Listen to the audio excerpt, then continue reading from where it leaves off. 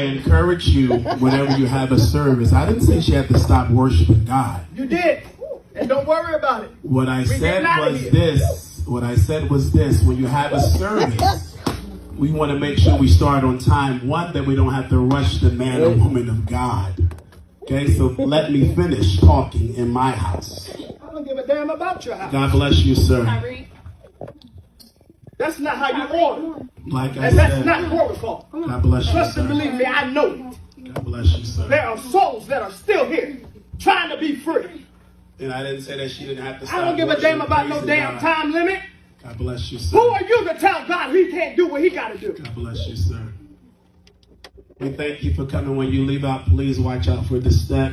God bless Fuck out of you. this church. Because that don't make no damn sense. God bless And you a you. bishop in the Lord's church? Here's his style, man. God bless you. Don't put your hands on my shit. God bless you.